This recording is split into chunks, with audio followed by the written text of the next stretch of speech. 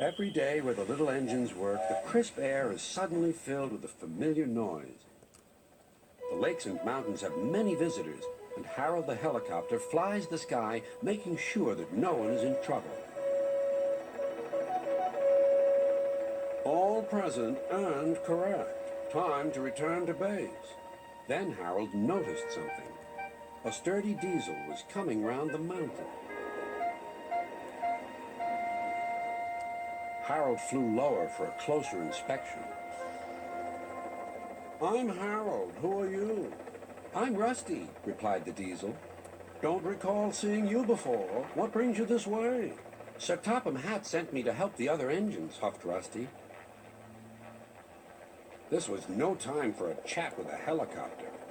Well done. Cheers, and keep up the good work. Cheeky chopper, muttered Rusty.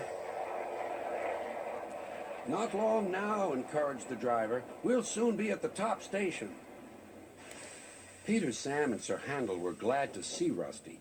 Even so, Sir Handel wouldn't stop grumbling. The cars didn't like Sir Handel and wanted to play tricks on him.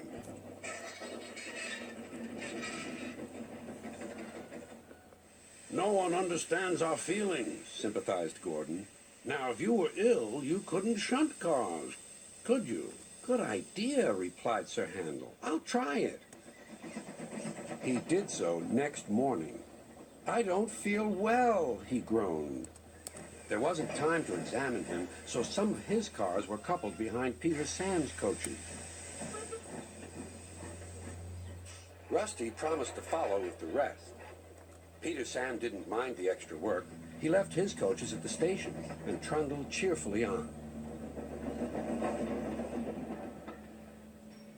Soon they reached the quarry where the cars were needed. Empty cars at the bottom of the slope are hitched to a cable. Loaded ones at the top are hitched to another. By their weight, loaded cars run down the steep slope, pulling the empty ones up.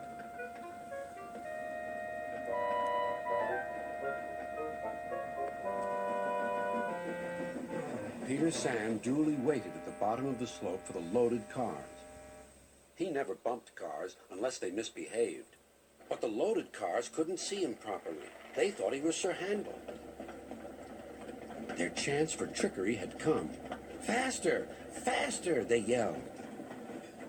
No, no, wailed the empty cars. It's Peter Sam! But it was no use. Hurrah! Hurrah! Roared the cars. Peter Sam shut his eyes.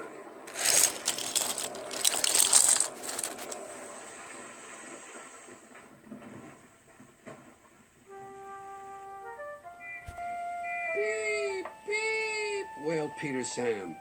Rusty was working nearby and came to help clear up the mess. Bust my buffers, exclaimed Rusty. Never mind, Peter Sam. We'll get you out.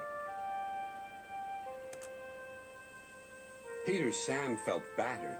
His funnel was cracked and his boiler dented. Thank you, Rusty, he sighed and limped slowly home.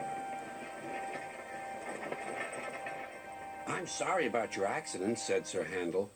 I always stand well back. Cars don't like me. Why didn't you warn me? I didn't think. You never do. You can start thinking now while you're doing Peter Sam's work as well as your own. That'll teach you to pretend you are ill. Sir Handel did start thinking about Gordon. When the wreckage was cleared away, Rusty set off along the line.